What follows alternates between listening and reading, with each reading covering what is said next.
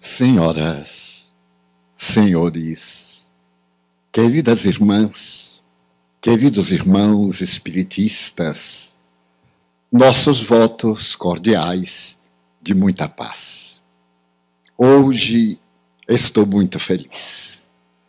A oportunidade de rever corações amigos e construtores de uma nova era proporciona-me esse estado de alegria que denominamos felicidade.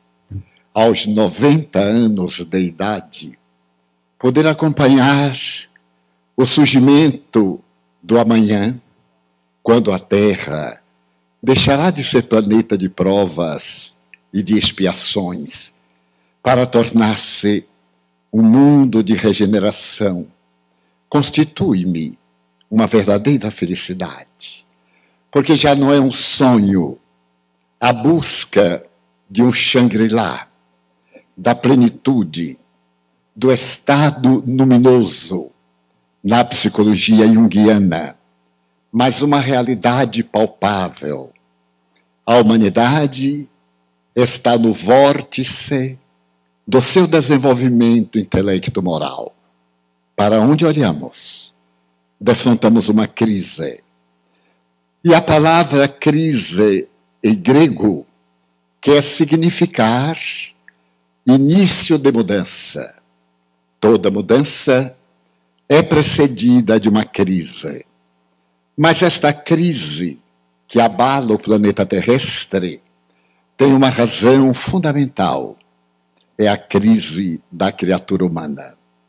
Há 280 anos, um grande periodista e filósofo inglês, Thomas Hardy, asseverou que o homem do seu tempo havia perdido o endereço de Deus. Poderíamos dizer, parafraseando esse notável pensador, que o homem contemporâneo perdeu o endereço de si mesmo, devorado pela tecnologia de ponta, pelas notáveis conquistas da cibernética, viajando para fora, atingiu as estrelas, mas não teve a coragem de viajar para dentro para alcançar-se a si mesmo. Daí o grande paradoxo. A criatura que sonha com o mundo do cosmo não é capaz de manter a sua alegria íntima por causa do vazio existencial. Daí a depressão toma conta da Terra, os transtornos emocionais, os pântanos da mente, apresentando à criatura humana algo desfigurada no que é o mais sagrado dos ideais, o ideal do amor. Quando falamos hoje no amor, eis que a palavra sofreu tanta corrupção, que o seu significado profundo deixou de existir para representar o transtorno conflitivo da libido, das paixões próximas, dos interesses pessoais.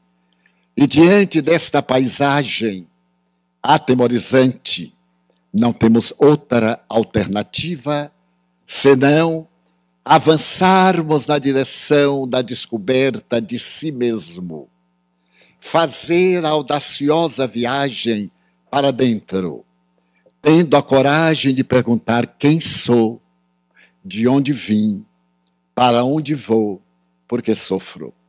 São as 4 interrogações enigmas do pensamento filosófico. Quando o Oriente desejou interpretar a criatura humana, utilizou-se da sua paranormalidade.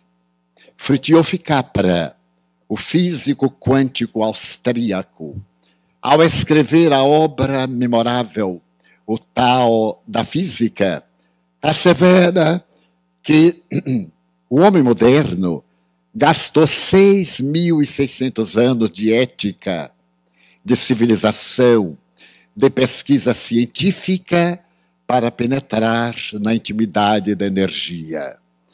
Mas que os nossos antepassados do Oriente tiveram maior facilidade nas suas escolas esotéricas, na comunhão com os desencarnados, no trabalho de consultar as pítias, os gurus, aqueles que se transformaram em verdadeiros intérpretes do mundo transcendental e por isso mesmo descobriram a imortalidade da alma. Esse grande enigma para o Ocidente encontra o seu início nos conflitos filosóficos da Magna Grécia, quando Anaxágoras, Anaxímenes, no período pré-socrático, tinham a capacidade de penetrar na interpretação do que hoje chamamos holograma. Para eles, a vida estava em tudo, o todo estava em cada parte, assim como cada parte encontrava-se no todo. Era dessa forma a visão científica de um holograma. Mas, ademais dessa conquista, compreenderam que vivemos num mundo de energia e que a matéria é ilusão dos nossos sentidos. Quando, por volta de 1872, Sir William Crookes detectou a matéria radiante, jamais poderíamos imaginar que um dia defrontaríamos as partículas de Higgs, essa partícula que é denominada pela física quântica como o pensamento de Deus. Tivemos que mergulhar na física newtoniana, viver as três propriedades da matéria, para lentamente, a partir de Röntgen, com os raios X, da extraordinária Madame Curie, da radiação, até a escola de Copenhagen, quando é apresentada a teoria da compensação. E logo a matéria se desagrega diante dos nossos olhos. E em 1905, Albert Einstein, ao nos oferecer a sua teoria da relatividade do tempo e do espaço, esclarece: vivemos num mundo de ondas, de pensamentos, de energias, de ideias. E logo, a ciência colocou nas nossas mãos esses instrumentos que diminuíram as distâncias, que nos tornaram pessoas civilizadas, que matamos impiedosamente, através dos nossos instintos primários, a herança atávica do nosso processo antropológico da evolução, porque a ciência não logrou modificar o caráter da criatura humana. Os povos mais civilizados hoje do planeta, as civilizações invejáveis, lutam contra a criminalidade, o terror, e vivemos o período do medo estampado em nossa face, quando conjecturamos a respeito do amanhã. As incertezas da filosofia, que foram muito bem definidas pelo notável Rudyard Kipling, ao apresentar o seu poema que lhe deu o prêmio Nobel, If, se tu és capaz de enfrentar o mundo, as suas vicissitudes, de repetir a mesma história 1000 vezes, com entusiasmo da primeira vez, e lentamente Kipling vai lançando desafios e termina numa conclusão fascinante. Tu és um homem no sentido global da palavra, um ser integral, uma criatura que decifra o grande enigma da existência. Mas que temos feito? Procuramos fugir, procuramos abraçar o ego para triunfar hoje, em detrimento do self, para a conquista permanente do amanhã. Quando Jung apresentou a sua escala arquetípica, ânima, ânimos, ego, self, ele apresentou naturalmente no idioma alemão. E quando foi traduzido selbst para o inglês, encontrou na palavra self a perfeita representação da nossa busca interior. Somos poucos aqueles que valorizamos o self, embriagados pelo ego, pela filosofia epicurista do ter, do poder, do conquistar, do dominar, esquecidos de que acima dessa ambição vã, temporária, há um self de natureza imortal, que é o espírito que somos. Coube ao notável pedagogo francês Hippolyte Léon Denis Rivail a sabedoria de penetrar na intimidade desse indivíduo através da comunicação mediúnica e dali sacar as mais belas expressões da vida, logrando o mais notável e avançado passo da filosofia ética, matando a morte. A morte perdeu seu sentido e a vida prolongou-se indefinidamente, através das comunicações espirituais, perfeitamente compatíveis. Quando Allan Kardec pergunta na questão 23 de O Livro dos Espíritos, que é o Espírito, as entidades venerandas respondem: princípio inteligente do universo. E Allan Kardec conclui: existem no universo 3 princípios: Deus, o Espírito e a matéria. E vai estabelecer que essa dualidade espírito-matéria complementam-se. Toda vez que a energia congela, matéria. Toda vez que a energia desagrega, volta ao campo primitivo. Então a ciência espírita vem apressar o nosso processo evolutivo para superarmos as injunções do ego. Essa necessidade imediata do eu, do meu, de desfrutar sem a análise profunda do amor no seu sentido de plenitude. Nesse sentido, recordo-me da notável psicanalista alemã Hannah Wolff, que, fazendo uma análise de natureza psicanalítica das personalidades históricas na terapêutica, estabeleceu que Jesus, portanto, o homem Jesus, é o maior psicoterapeuta da humanidade.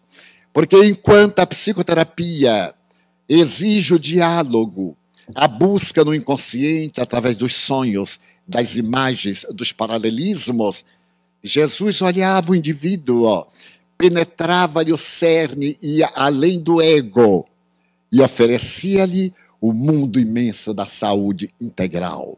Isto é, não voltes a pecar, não voltes ao ego, para que não te aconteça nada pior. Ele se referia ao que hoje nós chamamos recidiva.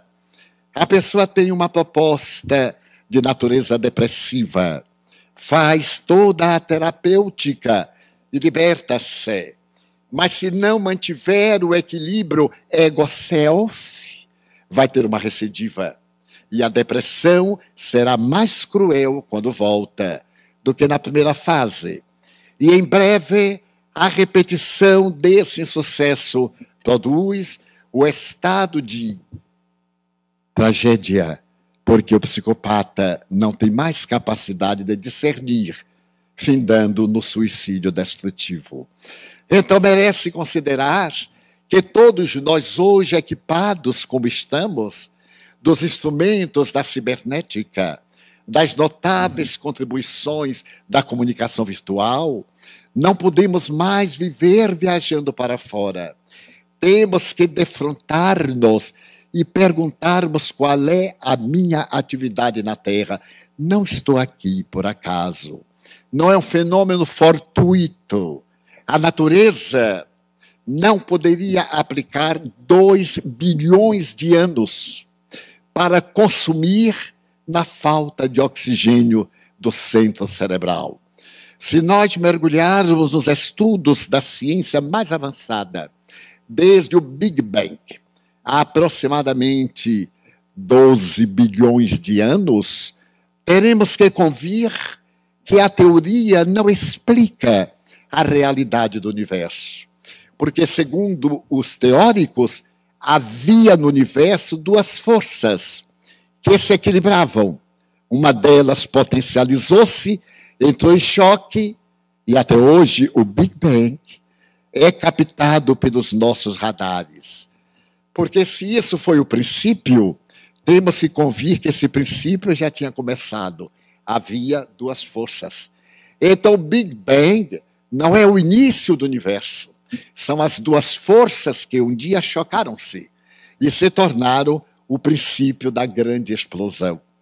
Mas então nós vamos ver que apenas há 4 bilhões de anos, da imensa Via Láctea, gelatinosa, em uma atitude de combustão, separa-se uma gama, que é o Sistema Solar. E nós vamos aparecer há 2 bilhões de anos, desde a primeira partícula, que é uma cadeia de açúcar, na intimidade das águas oceânicas, que golpeando as rochas, liberaram açúcares, que formaram o pequeno tubo, que hoje seria o nosso intestino. E desse tubo, primeira molécula, vão surgir outras, a terminar na escala zoológica de um ser como nós, 300 bilhões de células, em um circuito especializado, em um laboratório autossuficiente para a simples ausência do oxigênio no momento da morte cerebral, atingir o tronco encefálico. E disso advia a destruição. O nada é lutar contra o bom tom da lógica, do raciocínio. E era por esta razão que um célebre pensador francês de nome Broussais gritava no século passado: dai-nos uma religião científica. Necessitamos de uma religião científica para entendermos a vida, porque a filosofia superficial, disse Lord Bacon, leva ao materialismo. Mas uma filosofia profunda leva a mente à verdadeira religião. Surge o Espiritismo, uma filosofia de vida, mas em realidade um mapa científico de investigação, porque parte de um princípio vital para uma realidade de natureza eterna. E essa ciência, como bem definiu Allan Kardec, é uma ciência, não é a ciência, que estuda a origem, o destino dos espíritos e o relacionamento com o mundo corporal. Mas por que ciência? Porque investiga, utilizando-se do mecanismo da mediunidade e recorrendo a toda essa gama de fenômenos que estão incertos em O Livro dos Médiuns, na sua metodologia experimental, e que cada qual de nós pode repetir quantas vezes queira, como no laboratório da ciência. Mas não ficou aí. Ciência que investiga, filosofia que explica, mas ética moral que proporciona esta visão complexa do indivíduo e faz que ele se transforme para melhor. Portanto, religa-o à divindade através do Evangelho de Jesus, que é a obra mais notável do mundo. E diz o codificador, logo na primeira página do Evangelho, que a eleição da doutrina cristã é porque a sua ética é a mais bem formulada que existe. Mas poderíamos sintetizar toda essa ética apenas em uma palavra: o amor. Mas o amor no sentido profundo, no seu significado mais ético e racional, que é o olvido de si mesmo em benefício do seu próximo. Daí, a felicidade é possível. É possível como uma consequência, não como um meio. O meio são as nossas ações. A consequência, o estado de plenitude.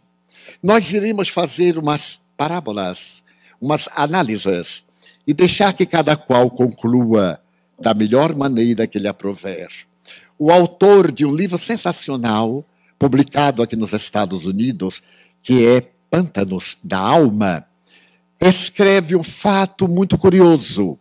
Ele é um homem hoje de 84 anos e tem a oportunidade de manter uma clínica e uma clientela das mais respeitáveis.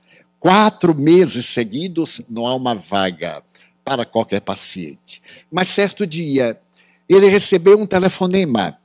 Era uma voz muito doce, dizendo que precisava de uma consulta de urgência. E ele explicou que urgência com ele era para daqui a 4 meses. E a voz lhe disse que precisava no máximo de uma entrevista em 2 semanas, porque era uma entrevista particular.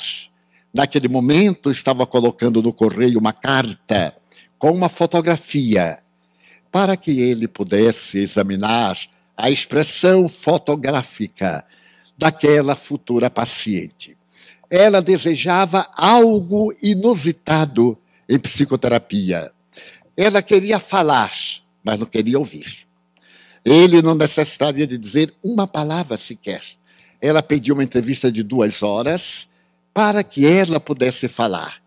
E ele foi tomado de surpresa, porque inevitavelmente era necessário, depois do problema, a proposta da solução. Mas ela dizia que a solução estava na própria narrativa. E mais por curiosidade do que por outra questão, ele resolveu receitá-la, atendê-la e marcou um prazo de 3 dias. Aos 3 dias, ele esteve sem dormir de curiosidade. Havia recebido no envelope uma fotografia de jornal. E nessa fotografia estava uma senhora, na época muito jovem, de 20 anos aproximadamente, em um jornal amarrotado, olhando para uma criança e para uma outra mulher com outra criança no braço. A expressão era de espanto. A máquina fotográfica conseguiu captar a alma da paciente. Então, ele passou a noite tentando interpretar. E no dia seguinte, ele recebeu uma dama de 70 anos, aproximadamente, muito bem vestida, com muito boa aparência, mas uma expressão de olhar que ele nunca vira em paciente nenhum. Atendeu-a e a primeira pergunta que ela fez: viu a minha fotografia? Pois é, tudo começou em Lubeck, na Polônia, quando eu tinha 20 anos. Era uma sexta-feira e eu saí para fazer compras. Foi durante a Segunda Guerra Mundial, 1942. E estava na praça quando tropas hitleristas cercaram a praça e deram voz de prisão a todas as pessoas que ali estávamos. Todos nós fomos colhidos de surpresa. A grande maioria era constituída de judeus. Era o período em que se desejava extirpar da Europa o judaísmo. Foram reunidos e eu gritei: mas eu sou cristã, eu sei orar o Pai Nosso. E repeti. Um soldado deu-me uma coronhada com um fuzil e disse: na hora da verdade, todo mundo é cristão, mas você não pode negar que é judia. E novamente aplicou-lhe um golpe. Ela estava estarrecida. A sua família tradicional, aquela praça tinha o nome do seu avô, era polonês. Mas para o nazismo, a Polônia não significava nada. E o polonês era considerado um suíno. Não valia também coisa nenhuma, mas ela não era judia. E apesar dos seus protestos, e das reações, ela foi jogada no camburão e foi levada num trem que viajou mais de 40 horas, numa promiscuidade terrível, a asfixia, a função humana, o desespero, até que saltou num campo de concentração e foi levada para o cárcere. Mas ela lutou terrivelmente, porque procurou esquecer daquela primeira noite quando ela chegou. A fila imensa, de um lado a câmara de gás, logo após o forno crematório, porque eram atos contínuos, e a fila imensa, crianças, mulheres, velhos, debilitados, entravam diretamente na câmara de gás, como se fossem insetos. E algumas mulheres, por serem fortes e saudáveis, eram poupadas para os trabalhos forçados. E ela vai andando naquela fila, desesperada. A sua família não tinha notícias. O desespero da angústia, quando ela vê a câmara de gás e percebe que a maioria das mulheres é levada para a câmara de gás. O pavor toma de conta da alma. E naquele momento, à sua frente, estava uma judia com um filho no colo e outro que lhe segurava a saia. E naquele momento, diante dos guardas ferozes, aquela estranha olha para ela e fala com o olhar: salve meus filhos.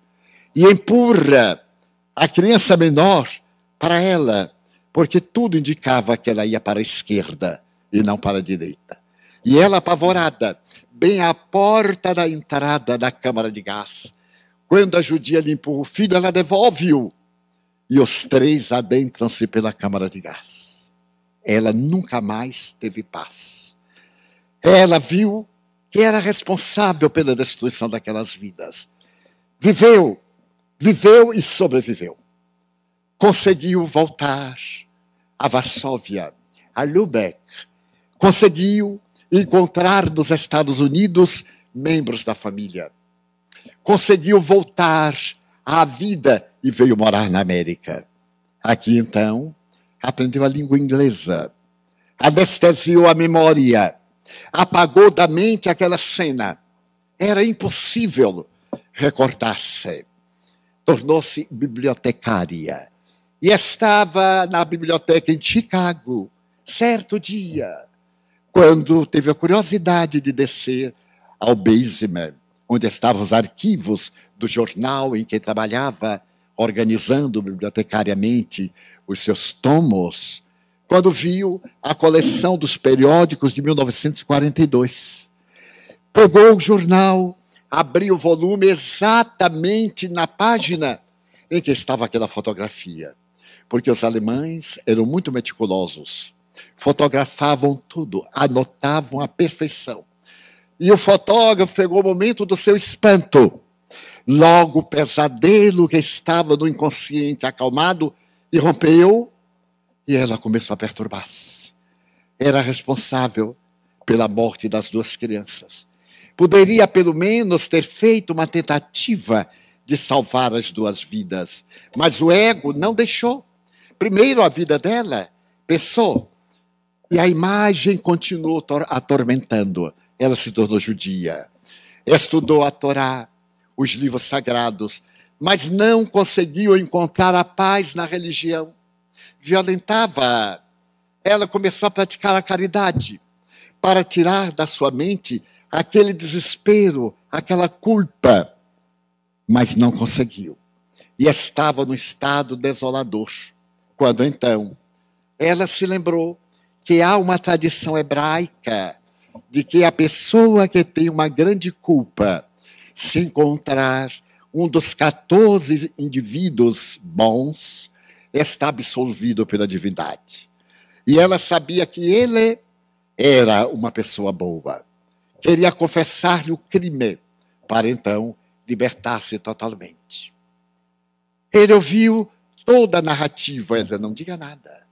Eu somente quero fazer a catarse, colocar para fora. Quando terminou, quase 2 horas depois, ela respirou fundo e disse: já encontrei a primeira pessoa que vai salvar a minha alma, a minha psique. Levantou-se e eu lhe disse: tome o seu dinheiro na entrada. Eu não posso cobrar uma consulta de algo que não fiz.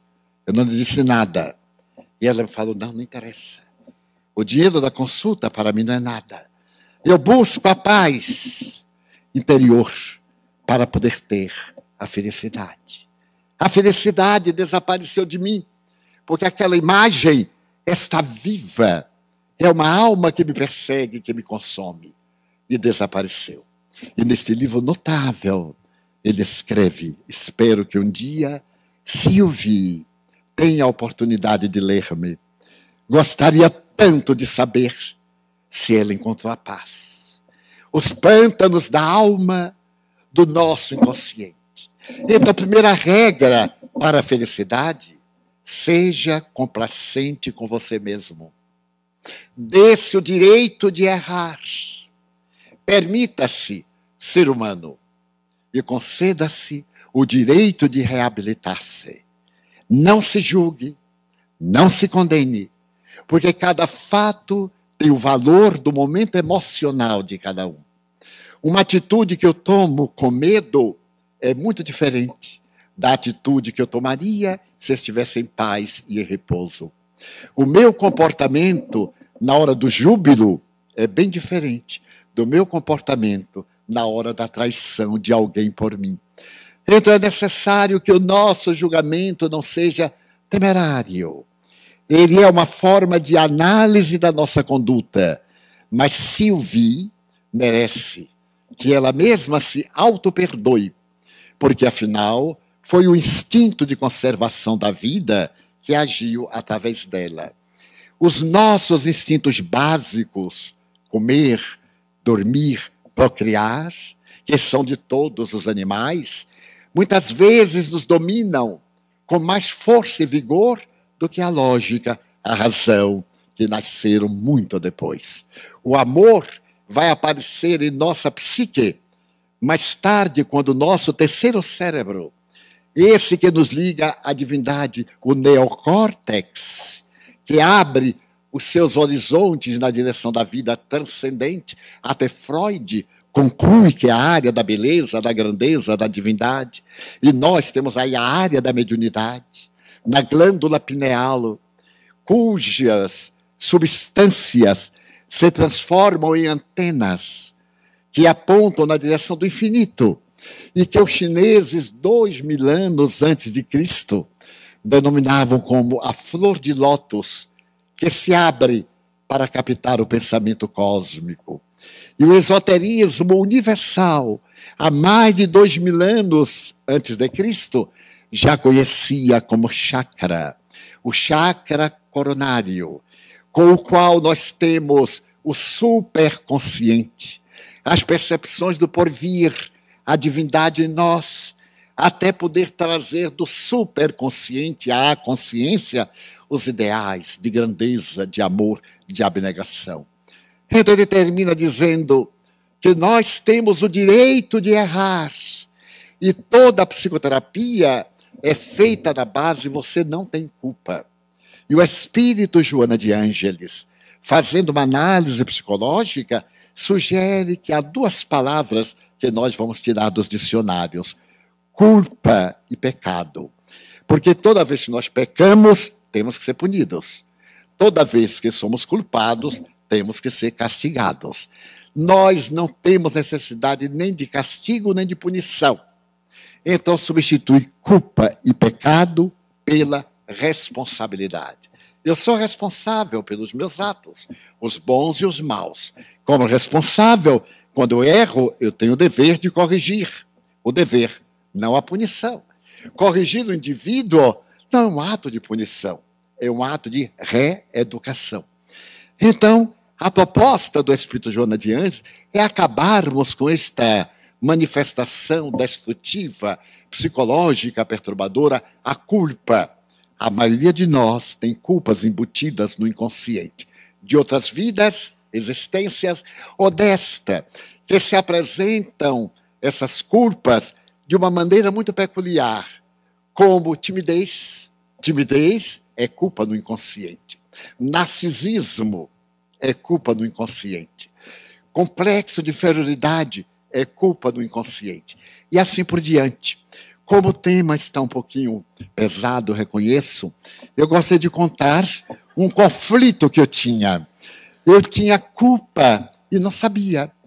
Porque eu nasci no Nordeste, em Feira de Santana, na Bahia, e o pessoal do sul do Brasil tem muita inveja de nós, os nordestinos, porque nós construímos São Paulo, construímos o Rio de Janeiro, construímos Belo Horizonte. Os baianos desciam para o sul e, quando se cansavam, ficavam em Minas Gerais. Daí, então, nós levamos a cultura e a civilização. Mas eu tinha no inconsciente a culpa de ser nordestino e achava que eu tinha uma cabeça desproporcional. Imagine que tem cada ideia que só a reencarnação explica. E no mês de setembro de 1967, eu fui à Inglaterra pela primeira vez. Eu estive em Portugal, Espanha, França e Inglaterra. E fui hóspede de um membro da Embaixada Brasileira, que também era espírita, pernambucano, me recebeu na sua casa. E para mim foi uma oportunidade muito boa, porque ele, um homem ilustre, me ofereceu uma visão da velha Inglaterra, da Albion. E nós mantivemos momentos culturais muito elevados. Mas era setembro, dia 5 de setembro. E ele disse, Divaldo, quero lembrá-lo que no dia 7 haverá uma recepção lá na embaixada. E o meu complexo de inferioridade logo gritou, quem és tu para ir à embaixada? E eu sorri para ele e disse assim, que bom, mas eu não irei. Mas como não irá? Não, imagine, eu ir à embaixada do Brasil. Naquela época era um nobre embaixador, como outros.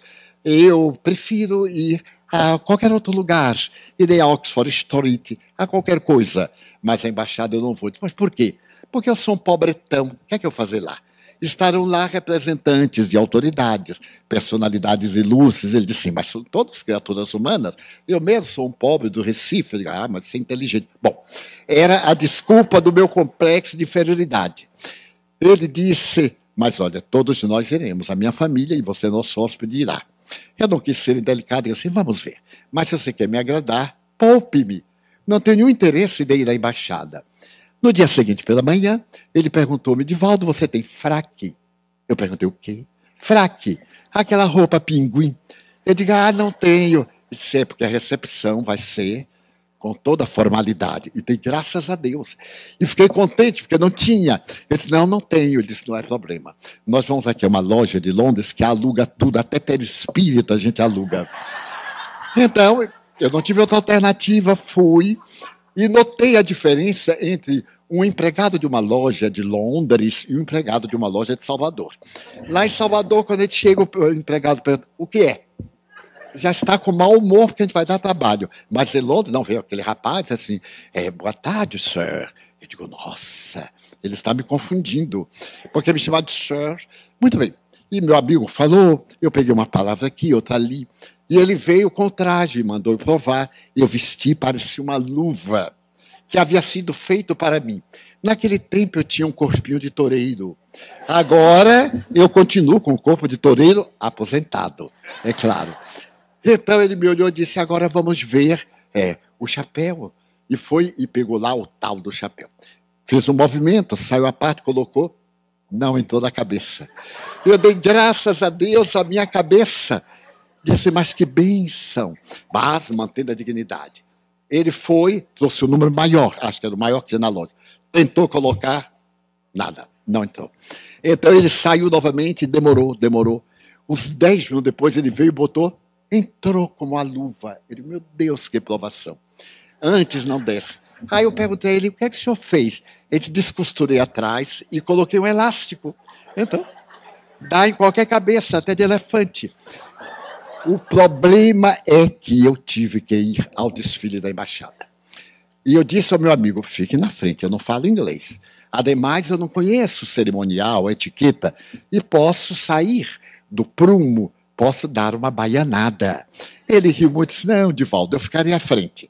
Quando nós estávamos entrando no salão, tinha um mestre de cerimônia, à porta, ele batia com um bastão muito bonito, a inglesa, perguntava o nome, a função, e anunciava ao salão imenso. Quando nós estávamos chegando, alguém tirou o meu colega da fila. Quando eu quis respirar, um perguntou, what your name, please, mister? Eu digo, Ave Maria, Mr. Franco. E a sua função? Eu disse a minha função. Nothing. Ele disse, nada. Então ele bateu o bastão, Mr. Nada. O auditório todo olhou para Mr. Nada. Eu aí desci a escada, com uma certa nobreza, quase caí, e apertei a mão do embaixador. Na hora que eu apertei a mão do embaixador, ele me perguntou assim, Mr. Franco, Mr. Nada? Eu digo, nada, embaixador. E o que é que o senhor está fazendo aqui? Eu digo, eu sei. É que eu sou hóspede do secretário. E vim, ele me exigiu vir. Você então é aquele rapaz lá da Bahia? Eu digo, sou sim, senhor. Aquele que é médio? Eu digo, ai meu Deus, sim, senhor. Então fiquei aqui ao lado, que minha mulher também é. Ai, mas foi uma beleza. Eu fiquei ao lado, o embaixador, a embaixatriz e Mr. Nada. Daí por diante, eu superei o complexo de inferioridade, mandei medir a cabeça, fiz teste. Era até, podia ser um pouquinho maior para ter mais cérebro. Então, era um conflito. Qualquer coisa, eu me achava menosprezado. São, portanto, culpas de existências pretéritas que estão em nosso inconsciente. Então, Sylvie está ainda pelo mundo procurando o perdão. Mas eu encontrei logo depois a felicidade, porque pude interpretar os desafios humanos graças à filosofia espírita. Na sua grandeza ímpar, o espiritismo me situou na condição de filho de Deus. E quando eu descobri que eu era filho de Deus, uma emoção estranha tomou conta de mim. Quando algo me acontecia e acontece negativamente, eu digo assim, papai é que é culpado, porque a minha hereditariedade é divina. Portanto, se eu errei, é porque ainda não descobri a fonte da permanente sabedoria. Mas, em proporção ao primeiro caso, vejamos o segundo caso como se fosse uma parábola. Durante a Primeira Grande Guerra, apareceu uma guerra que passou despercebida da imprensa e da história. A grande perseguição contra um povo enclavado na Turquia, os armenos. Nos anos de 1915, 1916, a Armênia foi invadida pelos turcos e é considerado esse ato como de genocídio, porque mataram 1.500.000 pessoas pelo crime de pertencer a outra raça. Mas a história foi complacente. Estávamos na Primeira Grande Guerra e isso passou despercebido. Algo recentemente, o Papa Francisco teve a coragem de vir a público lamentar esse erro, esse genocídio dos turcos. E houve uma ruptura de relação com o Vaticano, mas ele profligou o crime, o assassinato vil, para poder expulsar os armenos daquele enclave lá no seu país. E nós temos hoje uma história daquele período amargo, em um livro publicado aqui nos Estados Unidos, chamado Perdão Integral. Porque a questão do perdão é muito grave para nós.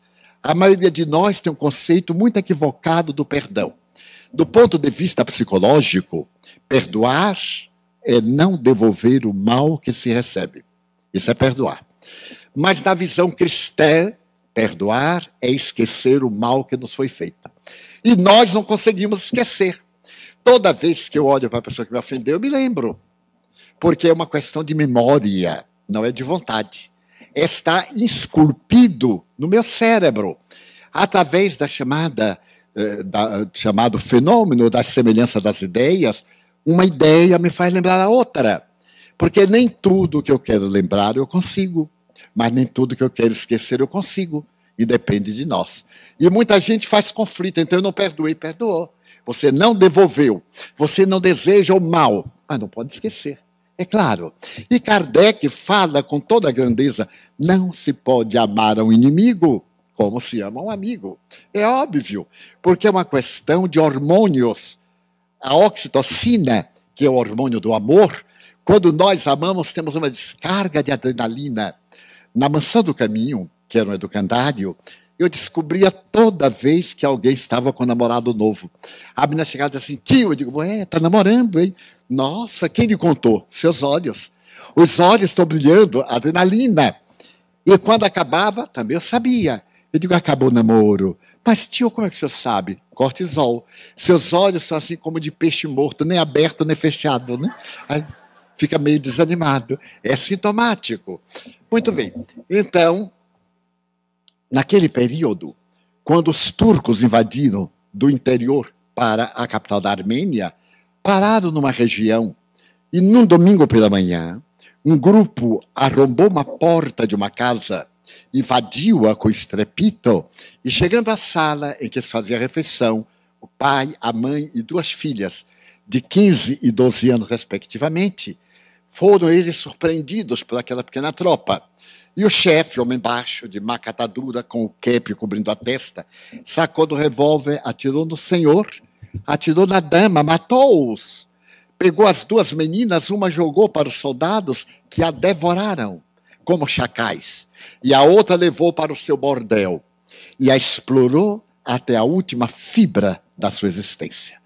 Um ano depois, isto foi entre 1915 e 1916, um ano depois ela conseguiu fugir, mas era uma sombra e desapareceu. Oportunamente, numa grande clínica da Turquia, chega um paciente marcado por uma enfermidade, uma dermatose não diagnosticada.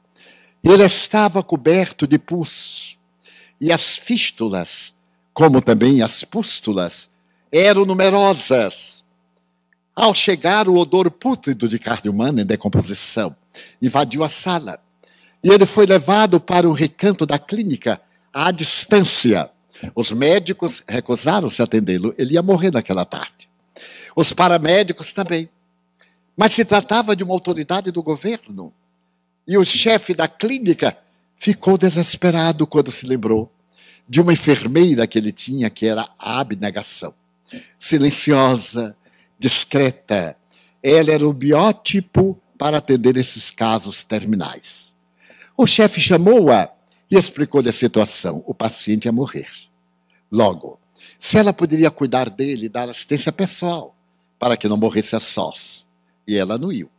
Ela confirmou dizendo que havia dedicado a sua vida à enfermagem porque era um meio de salvar vidas. E se dedicava com o empenho, afetividade maternais. Então ela foi cuidar do paciente. Ele não morreu naquela tarde. Ela conseguiu retirar parte das carnes pútridas, de trabalhar até chegar à carne viva, sanguinolenta. Não havia ataduras como hoje. Rasgou peças, emendou-as, cuidou, não morreu na primeira semana. 2 meses depois, ele teve alta.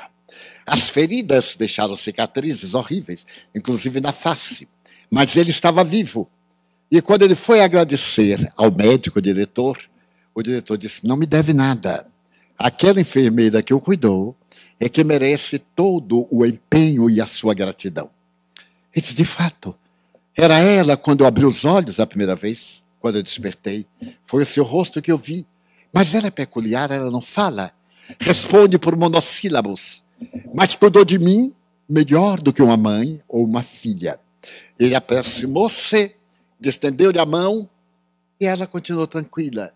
E ele disse, senhorita, eu quero agradecer haver me salvado a vida. E ela falou suavemente, é o meu dever. Eu jurei que salvaria vidas. Então eu vivo para isso. É curioso. O seu acento da nossa língua é peculiar. Você é estrangeira? Sim. Eu sou armena. Ah, eu conheço o seu país. Eu estive lá durante a guerra. Eu ainda me lembro como as armenas eram bonitas. E ela balançou a cabeça. Também eu lembro-me do Senhor. Mas de mim, sim. Quando invadiu a minha casa, chegou até a minha sala, matou meu pai, matou a minha mãe, e pegou a minha irmã e atirou-a como carne aos selvagens, que a violentaram, destruíram-na, mataram-na como animais terríveis. E a mim, a quem o Senhor levou para o seu bordel, me submeteu às situações mais penosas, como um selvagem. Na sua fúria, tirou tudo o que restava em mim de dignidade humana, e eu prometi matá-lo. Eu consegui sobreviver, fugir, e prometi que um dia matá-lo-ia. Mas não pude. Quando eu cheguei, você me reconheceu? Sim. Nós, as vítimas, sempre reconhecemos algozes. Embora os algozes quase nunca reconheçam as suas vítimas. Mas eu me lembro. E por que você não me matou? Por uma razão. Não sou muçulmana. Tornei-me cristã. E ao tornar-me cristã, eu ouvi uma voz que dizia: perdoa os teus inimigos. Então eu perdoei. Na hora em que eu vi, diante das minhas mãos, apodrecido em vida, eu compreendi que o Senhor necessitava mais de compaixão do que do ódio. Perdoá-lo não era bom para o Senhor, era bom para mim. Eu necessitava libertar-me do Senhor. O Senhor me controlou durante todo esse tempo em que eu estive com o ódio devorando-me. Então eu perdoei. Aí ela apertou a mão e disse: vá em paz, irmão. Que Deus o abençoe. Então isso é felicidade. Só podemos encontrar a felicidade real quando o nosso coração despir-se das mazelas, das marcas do sofrimento, de toda aquela situação penosa que nós carregamos em forma de conflitos, em forma de ego, porque o nosso ego nos leva ao abismo, à destruição, ao desequilíbrio, porque a nossa mente emana vapores tóxicos. Na Universidade Harvard, 2 grandes cientistas chegaram à conclusão que os nossos neurônios cerebrais, quando nós amamos, eles produzem hormônios carregados de uma substância suave, de fótons. E isso produz no organismo saúde, equilíbrio. Então, quem ama, passa bem. A própria divindade proporciona-lhe oportunidades múltiplas de progresso.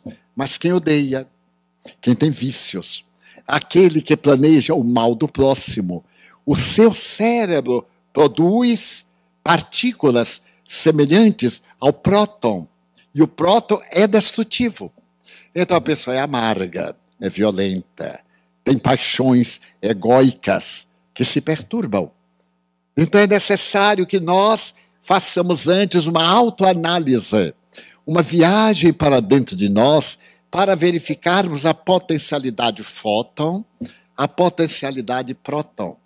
Se nós temos mais uma produção de partículas positivas do que de partículas negativas, se somos facilmente irritáveis, se não admitimos uma reprimenda, um olhar de censura, qualquer uma dessas coisas, nós então estamos muito mal conosco próprios.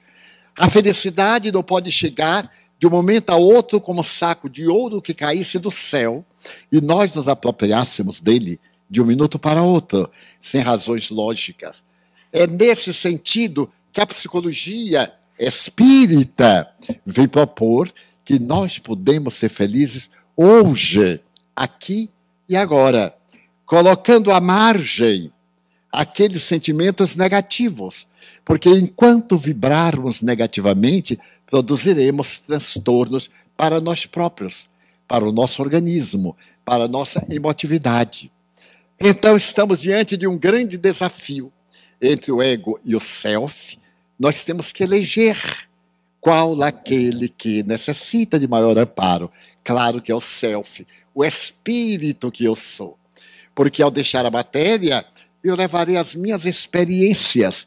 E enquanto estiver na matéria, eu estarei carregado dos meus sintomas. Que fazer para encontrar a verdadeira felicidade? Então, nosso primeiro item foi o auto-perdão. O segundo item, o alo-perdão, o perdão ao outro. Porque se eu tenho o direito de errar e desculpar-me, porque o outro não tem o direito também de errar em relação a mim e desculpar-se. Isso vai dar uma postura edificante ao nosso equilíbrio. Alguém me fez o mal a si mesmo, porque eu não aceito o mal que me fazem. O mal só é negativo quando eu aceito. Se uma pessoa diz, Madivaldo, você está muito decadente, e eu começo a ficar com raiva da pessoa, eu entrei na dele, como se diz vulgarmente. Se a pessoa diz assim, você está velho, eu tenho 90 anos, queria que estivesse saltando cordas. Claro que não posso estar jogando qualquer uma coisa. Tenho que viver com uma pessoa de 90 anos. Então não me ofende quando me diz a verdade, me desperta. E quando não é verdade, melhor. Nós dois sabemos que é mentira. Eu tenho constatado ao longo da vida que um dos maiores inimigos da criatura humana é a inveja. Então alguém não gosta de nós, é porque a gente é bonitinho, aí o outro fica com raiva. Não podendo ter beleza, ele então compete diminuindo o valor da gente. E nós somos tão infantis, Jung chamava a criança ferida. Nós temos a nossa criança ferida, qualquer coisa vai lá na ferida, a gente aí dá uma de criança e aceita. Certo dia eu achei muita graça, porque nós fazemos uma campanha de descubra o invisível, atenda a pessoa que não recebe consideração social, procure falar com os mais humildes, dialogue com eles, sorria, dê um aperto de mão. Você é espírita. Jesus preferia os bordéis, os lugares, as tascas onde estavam embriagados, a ralé, porque nós vamos eleger a chamada sociedade dominadora. Nós temos que nos voltar para, sem abandonar a primeira, a sociedade sofredora. Então descobriu os invisíveis. E então um amigo nosso dirigiu-se a um estranho certa vez, assim, olá. E o estranho duramente perguntou, nós nos conhecemos? Ele disse, não, estamos tentando agora. Que desarmou o outro, o grosseiro. E eu tenho um hábito de quando estou no elevador, que chegam as pessoas, nunca dizem nada. É como se tivesse ali uma tora de bananeira. A pessoa entra, olha, e a gente não vale nada. Eu não aguento quando a pessoa entra, olha das costas, depois de marcar o piso, diz, é você que mora no tal andar? Eu também sou daqui. Desculpe, eu não vi. Eu digo, viu. Viu.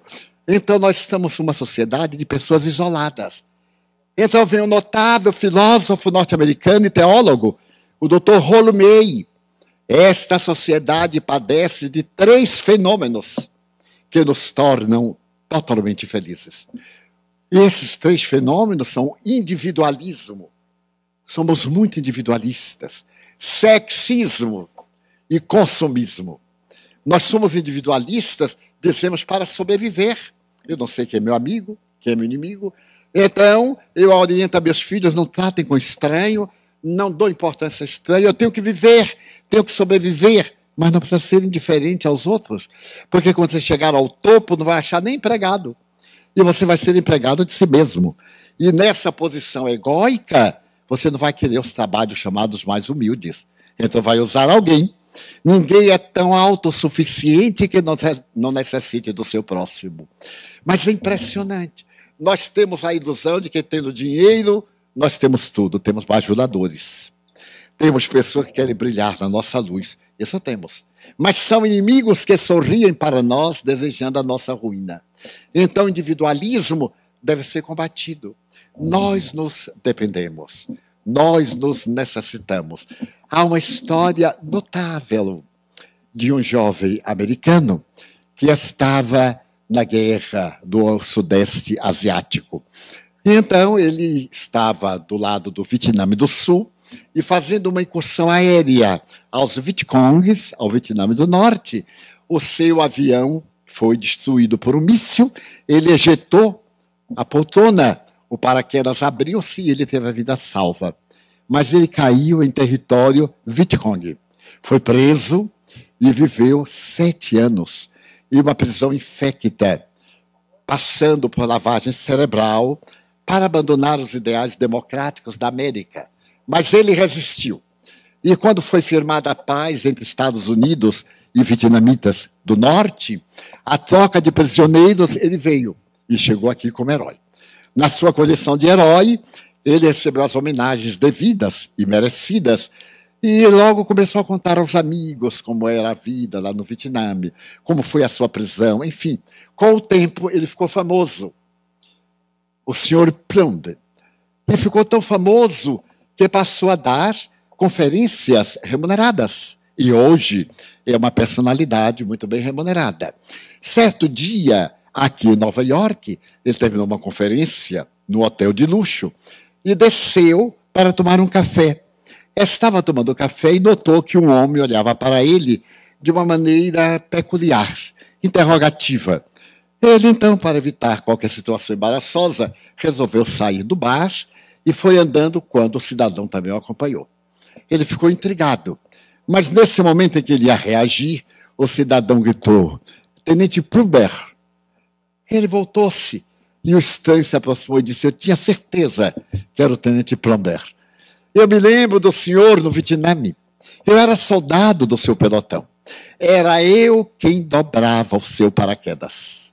E estou muito contente, porque a sua vida foi salva pelo paraquedas que eu dobrei. Então, meus parabéns. Eu salvei muitas vidas de pilotos, porque eu era um bom dobrador de paraquedas. Então, Mr. Plumber teve um choque. A vida dele esteve nas mãos deste homem humilde, um soldado que foi requisitado. Nem o nome ele perguntou. E a partir dali, toda vez que ele começa uma conferência, ele pergunta ao auditório: quem dobrou seu paraquedas hoje? Porque na vida de todos nós tem alguém que dobrou o nosso paraquedas. Então nós nos necessitamos. E na hora em que nós nos necessitamos, interdependendo-nos, cada qual na sua função, tornamos-nos missionários de vidas. É missionário modesto agricultor, como é missionário o notável cirurgião, que se utiliza de robôs para intervenções internacionais. É tão notável a mão modesta que lavra a terra, como a daqueles que pesquisam os astros. Aliás, Madre Teresa de Calcutá tem uma frase linda: as mãos que ajudam valem mais do que os lábios que oram. Porque orar é com todo conforto. A gente não há refrigerado ou no ar-condicionado para manter o calor, orando por alguém que está lá na neve. Mas ir à neve para ajudar a pessoa, as mãos que socorrem, essas são muito valiosas. Daí o individualismo deve ser por nós deixado à margem. Cuidar de nós, da nossa imagem, mas não nos colocarmos em tronos de mentira nem de ilusão. Descermos à condição de criaturas para sermos felizes. Muitas vezes me vêm as lágrimas quando alguém me diz assim: Seu Edivaldo, eu ouvi o senhor no YouTube e quero lhe dizer que salvou a minha vida naquele momento. Então eu digo assim: meu Deus, eu dobrei o paraquedas dessa pessoa. Mas quem dobrou o meu paraquedas? Aqueles que prepararam esta conferência. Aqueles que anônimos trouxeram lanche para nós. Aqueles que fizeram a divulgação. A pessoa modesta que passou um flyer para outro. E nunca me esquecerei de uma senhora que entrou uma vez em nossa casa espírita, levando o filhinho, e disse assim: eu vim aqui porque eu ia suicidar-me e ia matar meu filho. Surpreendi meu marido no adultério perverso. E então planejei destruir a minha vida e a do filho dele comigo. E na hora em que eu atravessava a rua, eu vi um papel que o vento levava, eu peguei o papel. Imagine, eu ia me matar, ia atirar-me da montanha ali da Barra, no mar, era fatal. Aí apanhei-lhe, diz assim: 1 minuto apenas. Em 1 minuto apenas se muda de ideia. Em 1 minuto apenas isso acontece. Aí eu fui lendo, em 1 minuto apenas, eu desisti de suicidar-me. E então eu vi a origem, procurei e vi aqui lhe pedir ajuda. O meu marido me traiu. Eu digo: minha senhora. Aí conversamos. E ela passou a frequentar o centro. E como todo traidor sempre tem medo de ser traído, porque ele é traidor, o problema é dele, ele começou a vigiar a mulher pensando que ela estava com algum caso. Porque ela saía depois, no horário do jantar, quando ele chegava, ela saía. E ele não podia reclamar nada por causa da culpa, que estava no inconsciente. Então um dia ele foi vigiá-la e viu entrar naquela casa que entrava muita gente. Isso é um bordel. Mas é um bordel assim de 1000 pessoas, mais ou menos, é uma bacanal, porque é gente de todo lado. Ele entrou também e viu quando ela se aproximou de mim, eu estava em pé, atendendo. Ele veio direto e sacou um revólver. Veja que sorte que eu tenho. Quase que eu morri por um crime que eu não pratiquei. Então ele colocou e disse assim, é você que está seduzindo a minha mulher? Eu disse, e é você que está traindo ela com outra? Ele disse assim, como? Pois é, eu estou confortando-a para que ela possa aguentar um tipo do seu tipo. Você não tem vergonha? Porque eu não tenho medo de morrer. Aliás, a primeira vez na minha vida que eu fui assaltado, primeira, última e única, quando o bandido disse assim, eu vou matá-lo, eu disse, muito obrigado. Porque viver no mundo que tem criaturas do seu tipo, a gente merece morrer. Eu sou espírita, meu filho. Pode me matar que me presta um favor. Ele disse, o senhor é o que? Espírita. E o que é isso? De faca na mão, no Rio de Janeiro, numa travessa, às 10 horas da noite. Ele disse assim, olha, meu filho, eu divulgo bem, sou psicoterapeuta, eu achei tão lindo. Ao invés de dizer sou médium, eu digo sou psicoterapeuta. Porque é mais chique. Não é médium, é assim uma coisa. Eu estava elegante. Então ele me disse, mas o senhor é o quê? Psico? O quê? Terapeuta. Depois eu sou um ex-presidiário da Lemos Brito, que era uma penitenciária no Rio, e estou em liberdade condicional, resolvo atacar alguém, o senhor não leva nada. E aí me deu uma bofetada. Eu digo, minha cara hoje vai virar um pandeiro, porque ele estava com a faca. Eu digo, agora tire a faca, eu não tenho medo. E me abraçava. Então eu sorri para ele e disse, olha, me solte, porque aqui no Flamengo eu sou um pouquinho conhecido.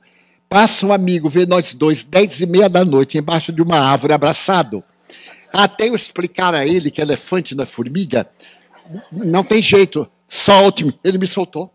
Eu digo, nossa, eu tenho autoridade moral. Foi uma cena tão ridícula, porque eu vi a mãezinha dele. Digo, olha, você está sob o estigma do desespero, sua mãezinha desencarnada. Falei, ele se comoveu muito, terminamos amigos. E eu convidei para ele fazer um lanche comigo no apartamento. Já eram 11 da noite. E quando ele disse, vamos, eu quis ir, as pernas não saíram do lugar. Porque esse sistema nervoso é uma coisa engraçada, eu estava ótimo, mas as pernas não estavam. Eu fiz o primeiro esforço, nada. Aí o bandido disse, qual é o caso? Ele, você me faz um susto desse, me pergunta qual é o caso, me ajude. Aí o ladrão me ajudou, e terminamos em paz. Então, acabarmos com o individualismo, acabarmos com o consumismo. Nós somos infelizes porque gostaríamos de ter tudo que vemos, mas nem tudo que nós vemos podemos ter. As nuvens dos céus, os pássaros do ar, a vida da natureza. Jamais esquecerei de Mahatma Gandhi. Estando em Londres com o vice-rei da Índia, ele foi passear em Oxford Street e parou numa joalheria e ficou rindo para as pedras preciosas. Então o vice-rei perguntou, majestade, o Mahatma, o que quiser, o rei da Inglaterra colocará em suas mãos. Ele disse, não, mas eu não quero nada. Mas como está rindo? É, de fato, eu estou rindo. Eu estou tão contente por notar que eu já não necessito dessas coisas. Eu já não necessito. Estava livre. Imagine nós outros que dependemos das ilusões, tanto diamante, tanto brilhante, tanta cobiça, e ele absolutamente com um lençol improvisado numa indumentária rude, presa entre as pernas, não precisava de nada. Então nós devemos acabar com o nosso consumismo. Essa preocupação de ter o telefone último modelo, vai sair o G300 e a gente já está na fila hoje para comprar o primeiro, que é caríssimo, só para ter a vaidade de que a gente comprou o primeiro, e às vezes o primeiro vem com defeito. Deixar ficar mais popular, 3 meses depois, cai o preço, não faz nenhuma falta o chip novo que ele tem. Pois é, eu tinha horror, como contei ontem, essa comunicação virtual. E lutei desesperadamente, até que um dia eu descobri que isso é coisa de velho. Velha que tem mania de, no meu tempo era horrível. Meu Deus, eu pensei assim, ai, que coisa boa daquele tempo. Imagina acender o fogão com linha molhada. A lenha molhada. E hoje a gente aperta o botão, o fogão acende. A gente está aqui, já aperta o botão do cozido que vai comer amanhã, ele acende lá no fogo. Meu Deus, Que tempo maravilhoso. A gente entra num carro e o carro pergunta, está bem? Está mal? A gente vê atrás, vê a frente, vê o futuro. Que coisa! Né? É uma maravilha. E a gente reclama. Então eu dizia hoje ao nosso querido intérprete, tempo bom era aquele de Paulo, hein? Bebia água contaminada, dormia nas cavernas. A gente dorme hoje em colchão de mola para pregar a doutrina espírita. Ai, que saudade do tempo de Paulo, mas graças a Deus que já passou. Então, nós necessitamos de evitar o consumo, ter o essencial. Certo dia, Chico Xavier me contou que ele abriu o guarda-roupa e tinha uns 5 ou 6 ternos que um amigo lhe havia dado. Ele, então, ficou com problema. Qual é a roupa que eu vou vestir? Pegava uma, não. Pegava outra, aí chegou Emmanuel, seu guia espiritual, e disse, ué, Chico, o que é que está vendo aí? Que coisa? Eu estou escolhendo a roupa que eu vou vestir. Emmanuel disse, é um problema, Chico. Um corpo ter tanta roupa é uma dificuldade. Chico pegou 5, deu e ficou alguma só, e não tinha problema. Todo dia ele vestia a mesma. Eu tinha uma colega no trabalho que eu achava que era a senhora elegância, porque hoje ela estava com uma saia preta, uma blusa branca. Amanhã estava toda de negro, depois de manhã estava toda de branco. E eu dizia, meu Deus, mas ela deve ter tanta roupa. Não, tinha só uma saia e uma blusa branca e preta. Então ela fazia o jogo, dava a impressão que tinha 8 roupas por habilidade. Daí o consumismo nos atormenta. Nós ficamos infelizes pelo que não temos, quando deveríamos ser felizes pelo que temos. Diariamente eu digo assim, meu Deus, muito obrigado pela minha faculdade de ver. Tem nada tão valioso como a visão, que é grátis. Outros pagam o preço da cegueira, outros pagam o preço da miopia, outros pagam o preço disso ou daquilo. E nós temos gratuitamente e andamos aborrecidos. Então seja feliz hoje, libertando-se do sexismo. Porque nós vemos um momento de natureza terrível. É essa natureza erótica. Já não é sexo, é erotismo. Se pensa, se fala, se faz tudo eroticamente. Eu estava em Frankfurt e fui a uma casa de discos no tempo dos CDs, etc., que agora é pendrive. Muito bem. E aí eu escolhi a Paixão de Cristo segundo Mateus, que eu tenho uma preferência muito grande. Esperava encontrar muito bonita. Eu vejo um álbum com uma mulher despida, em ângulo, um ângulo erótico.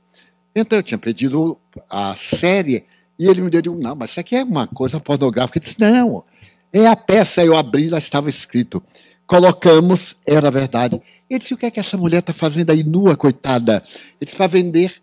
Mandei de compra pela capa. Olha que sabor musical. Compra pela capa, pela fotografia. Então, a música dele é visual. Não é a música encantadora. Então, nós temos que mudar um pouco a nossa paisagem. Ter a vida sexual normal. O sexo é um órgão como outro qualquer. Credor de respeito, de afabilidade, de emoção, de afetividade. Sexo, sim. Com amor também. Mas esse amor que dá emotividade, que produz oxitocina, que nos prepara para o encontro, não apenas para o ato animal, que é biológico, necessário para a sobrevivência, a pergunta de hormônios físicos, emocionais e psíquicos, mas também esse alcandorar do amor, as boas palavras, a preparação, a gratidão, a tranquilidade, embelezar a nossa vida sexual, que faz parte da nossa vida normal, para estar plenamente feliz. E aqueles que por esta ou aquela razão optam por uma vida casta. Na minha opinião, um casal, um indivíduo que tem um parceiro, que são fiéis entre si, são castos, porque se respeitam, necessitam de nutrição, nutrem-se, permutam vibrações saudáveis e são assessorados por espíritos nobres. Já tive a ocasião de ver o momento da fecundação de um óvulo, levado em espírito pelos mentores. A reencarnação de uma irmã minha suicida.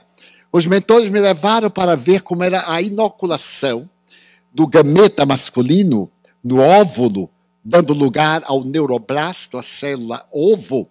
E como é que eles manipulam desde aquele momento que ligam? Já há vida. Qualquer interrupção é abortivo. E o espírito vai sendo absorvido pela gama da matéria, vai diminuindo de volume, e etc. Mas tão extraordinário os projetadores das nossas reencarnações. Então a função sexual é de uma beleza lírica e ao mesmo tempo enternecedora. Não tem nada de pecado, de imundo. Só é imunda, diz o apóstolo Paulo, Romanos 14, 14. Uma coisa só é imunda para quem tem a mente imunda. Para ele é imunda. Se nós colocamos aí o centro da vida para ter as energias hábeis, ou poder transmudar, transformar a nossa força sexual em energia do bem, que maravilha. Quando eu me lembro, por exemplo, de Miguel Ângelo, pintando a Capela Sistina, dia e noite, anos, transfundindo as suas energias em arte. Quando me recordo de Beethoven, absolutamente surdo, ele não escutava o sino da catedral estando ao lado, e hoje podia ter corrigido isso com uma pequena cirurgia. E ele compor a 9ª sinfonia. Quando me recordo que um dia ele chega à sua casa em Bonn, e uma cega à porta diz assim: Monsieur, ou Herr Beethoven, dizem que uma noite de luar é tão linda, eu nunca vi. Ele, que era um homem de temperamento forte, pelos seus conflitos, seu pai era um ébrio, sua mãe era tuberculosa, enfim, uma vida muito marcada, ele pegou-a, levou-a até o piso superior, onde uma claraboia deixava ver a noite de luar, sentou ao piano e disse: você quer ver uma noite de luar? Ela disse: eu gostaria tanto. Ele disse: então escute. E começou a compor a sua linda sinfonia, essa noite de plenilúnio. E até hoje, quando nós escutamos, parece que nós estamos vendo a palidez da lua refletida nas águas, a tranquilidade da natureza, o murmúrio do vento, o perfume do ar, a vida. Então, ele transmudou as suas energias, mudou a forma de expressar. Então, nós podemos fazê-lo com o nosso pensamento, com a nossa disciplina ético-moral, em favor da mediunidade. Colocar nossos filhos na nossa produção mediúnica. Um dia Chico me contaria que ele estava muito triste, porque chegou um amigo e disse: que pena, Chico Xavier. Eu sou de Pedro Leopoldo. Quando eu saí de Pedro Leopoldo, você estava metido nesse negócio de espiritismo. 40 anos depois eu volto, você está metido nesse negócio de espiritismo. Não tem nada, mal vestido. Agora eu sou um homem próspero, sou farmacêutico, eu tenho 3 edifícios em Santos, perto do mar, eu sou avô, tenho 4 netos e você não tem nada. Aí o Chico foi ficando esmagado e fez depressão. Terminou, foi para casa. Quando ele chegou à porta de entrada, Emmanuel estava esperando e perguntou-lhe: ô Chico, por que você está triste? Ele disse: é que eu encontrei meu amigo fulano de tal. E contou. Ele disse: mas o que tem a ver? Ele disse que nesses 40 anos ele progrediu muito, que ele é farmacêutico e eu não sou nada. Então Emmanuel disse: pois olha, você é mais que farmacêutico, porque Bezerra, o médico, através de você, receita para milhares de pessoas. Então você é mais importante do que o farmacêutico, que se manda a receita para ele aviar. Aí Chico me disse assim: Divaldo, eu estava tão infeliz que insisti. Pois é, mas ele é casado. Ele é casado, eu não sou. Emmanuel, você é casado também com o espiritismo, não é? O ideal é uma forma de matrimônio. Mas ele tem filhos, eu não tenho. Emmanuel, você tem filhos. Você tem filhos comigo, tem filhos com Bebê, tem filhos com André Luiz, que são os livros. Mas eles têm netos. Você também. As traduções são os netos. Chico disse: não, eu vou dar um jeito. Mas ele tem 3 edifícios, ou 2 edifícios. Você também, você mora numa casa que tem um quarto, tem uma cozinha. Para que tanto espaço para um corpo só? Mas ele tem uma casa em Santos, na praia. Aí a irmã disse, você também, olha ali, a lagoa está entupida de sapo, coachando. Qual é a diferença? É apenas uma questão de ótica. Ele diz, não tem jeito, eu tenho que me resignar. E ele ficou contente, ficou feliz de ouvir os sapos coachando e dizia, ele lá não tem. Ele tem o mar, o murmúrio, mas não os sapos. Então seja feliz hoje. Terceiro item. O primeiro, auto-perdão. Segundo, perdão a si mesmo. Terceiro, paz interior. Não deixe que nenhuma coisa de fora perturbe você. Se você aceitar o atrevimento do outro, você fica mal. Se não aceitar, fica como estava. Então, a doutrina espírita vem dar um grito psicológico. Você pode ser feliz hoje. E realmente, é só mudarmos de panorama. Ao invés de contemplar a janela da tristeza, passe para a janela da esperança e procure tornar a sua vida digna de deixar marcas de luz para aqueles que vierem depois. Não perca o tempo nesta luta titânica, tirânica, de trabalhar tanto, de correr tanto, numa economia de natureza como esta, do capitalismo, mas baste a cada um de nós a preocupação de cada dia e sejamos plenamente felizes. Então, diante de tanta crise, saiamos nós da crise íntima para louvar a Deus e dizer, meu Deus, eu gostaria tanto de ser uma via-láctea de estrelas, para que as noites da terra fossem mais belas. Eu gostaria de ser uma chuva generosa, que tombando sobre a terra porosa reverdecesse o chão. Mas se eu não conseguir, eu te quero pedir para ser um copo com água fria, matando a sede, a agonia de quem vive na solidão. Eu gostaria de ser um jardim de flores de todas as cores, para poder embelezar a terra, mas na pobreza que minha alma encerra, se eu não puder ser um jardim, pelo menos ser uma rosa, no auge da montanha, oferecendo a beleza que na minha alma sonha. Eu desejaria ser um pomar de frutos maduros para atender à fome do mundo, mas não lograrei. Então, eu te pedirei para ser uma árvore frondosa, projetando sombra, e sob ela eu olhar aqueles que passassem, e quando alguém passasse por mim, eu lhe dissesse, olá, amigo, aonde vais? E ele me perguntasse, quem és tu? Sou teu irmão, dá-me tua mão, eu irei contigo, sou teu amigo, e lado a lado eu pudesse gritar, Senhor, eu desejaria ser um poeta, um musicista, um artista, para cantar a beleza da tua mensagem. Porém, me faltam a sabedoria, o êxito, a poesia, e como nada sou, deixa-me dizer-te muito obrigado, porque eu nasci. Muito obrigado, porque eu creio em ti, pelo teu amor. Obrigado, Senhor, pela sua atenção. Muito obrigado, senhores.